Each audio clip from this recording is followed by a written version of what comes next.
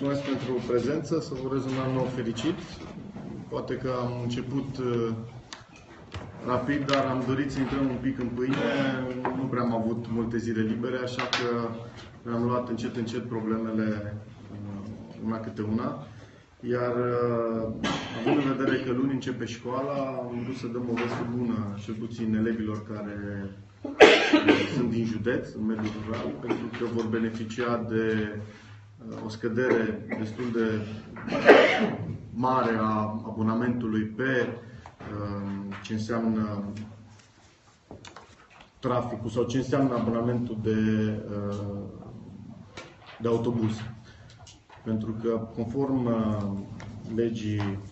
conform hotărârii de guvern 863 de anul trecut a guvernului Cioloș, tarifele pentru abonamente în mediul rural se scad și vom avea undeva la 3,48 pe kilometru dus întors fără TVA. Ceea ce înseamnă că începând din data de 9 a 1-a, dată cu începerea școlii, de fapt din 1 ianuarie, da, luni începe școala. Și vă dau un exemplu, dacă avem un tarif vechi de 100 de lei pe ce înseamnă între 21 și 35 de kilometri, ceea ce sunt poate cei mai mulți dintre elevii care au abonament în momentul de față pentru compania de transport public, vom avea o scădere cu 75 de lei în medie a tarifului.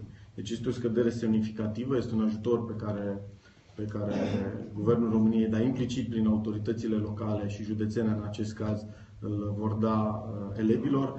Și dacă discutăm, impactul pentru județul Arad este că 35% din călătorii din mediul rural care sunt elevi vor beneficia de abonamente reduse începând pe data din 1 ianuarie. Și am vrut să facem public această informație pentru ca ei să știe sau ei să cunoască acest detaliu.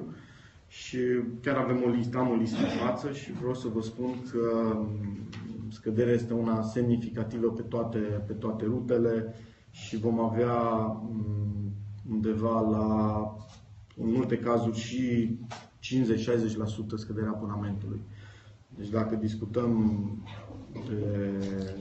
vă dau exemplu, undeva la o distanță de 40 de kilometri am luat-o, unde există. Până acum era un preț vechi de 230 de lei. În momentul de față, copiii vor avea un preț de 150 de lei.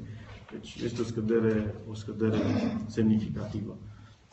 Am vrut să fac aceste precizări și pentru faptul că anul trecut a încheiat un an important din punctul nostru de vedere al discuției cu tot ceea ce înseamnă zona rurală și mai ales a transportului, pentru că investițiile în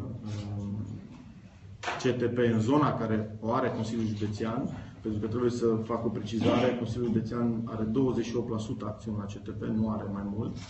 Și avem de fapt un parteneriat cu primăria pe această societate.